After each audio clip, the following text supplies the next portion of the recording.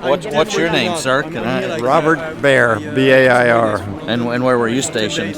Hawaii first, and then the Gilbert Islands, I was on Macon. And in the Mariana Islands, I was on Guam. Then the Philippines, I was on Leyte. And then the Ryukyus, I was in the Karamaretta, Aishima, and Okinawa. Oh, wow. I was studying for an English examination at college, Pearl Harbor night.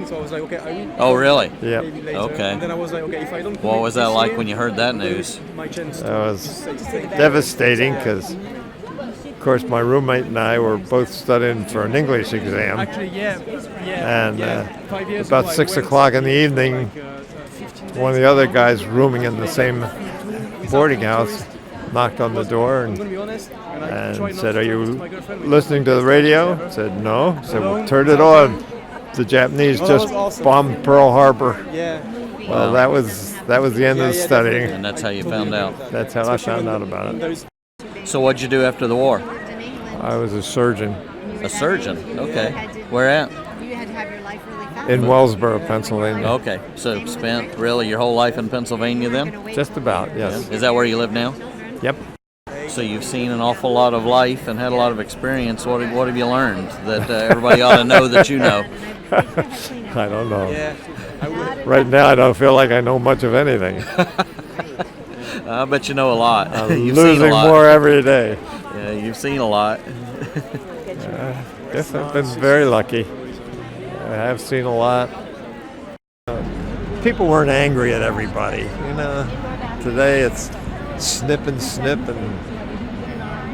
bad news everywhere. Yeah, I don't know what to say about that anymore. No, It's so sad. I don't know. I've never seen the country so divided. It was really great. Nobody was angry at anybody then. I mean, everybody, a soldier could stand on a street corner and 50 cars would stop to pick him up, take him wherever he wanted to go. When I got out of the service, my father never owned a car, so I called him to ask him if he could pick me up at a train station, and he wasn't sure, but he didn't pick me up. He found somebody that came all the way up to Indiantown Gap to pick me up rather than at the bus station in Doylestown. So, I mean, everybody just, and I didn't have any worries about it because I knew even though it was midnight at night, I'd stand on the street corner and somebody'd pick me up and take me home. Sounds really nice. That was nice. Well, that's why folks need to learn from guys like you still. They need to hear your story because they're the kind of stories that can bring people together. Well, and remind them of all that's good. Yep. That's why we're here. Well, I'm glad you guys are here. Absolutely.